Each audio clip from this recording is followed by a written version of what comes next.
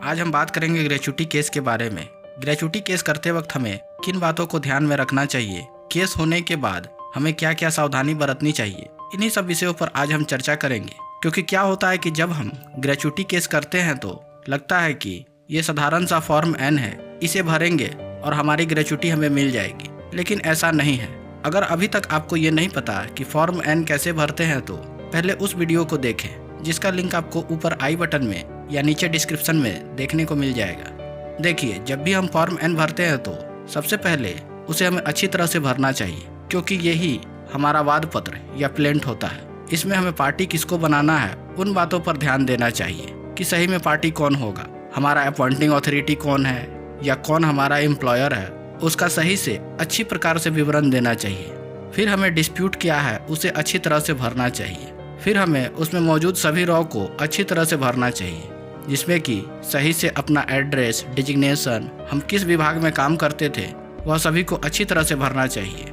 उसके बाद हमें ग्रेच्युटी अमाउंट को अच्छी तरह से कैलकुलेट करके भरना चाहिए।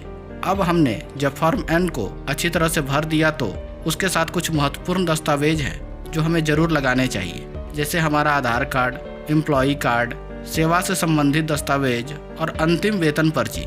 क्योंकि अंतिम वेतन पर्ची ही वह दस्तावेज है जिसके आधार पर हमारा ग्रेच्युटी का कैलकुलेशन होता है। इसके बाद जब केस फाइल हो जाता है तब हमें किन बातों को ध्यान देना चाहिए, आइए उसे जानते हैं। तो जब हम केस फाइल कर देते हैं तो उसके बाद जब विपक्षी यानी कि हमारा एम्प्लॉयर जो है वह अपना रिटन स्टेटमेंट दाखिल करता है, उस रिटन स्टेटमेंट को हमें अच्छी तरह से पढ़ना चाहिए और उसके रिटन स्टेटमेंट में लिखे प्रत्येक पारा को हमें ध्यान से पढ़कर उसका जवाब देना चाहिए, या उसके रिटन स्टेटमेंट का रिजोइंडर हमें ज़रूर देना चाहिए। और यहीं पर लोग गलती करते हैं और वे जल्दबाजी में रिजोइंडर देना उचित नहीं समझते, लेकिन ये काम हमें ज़रूर करना चाहिए।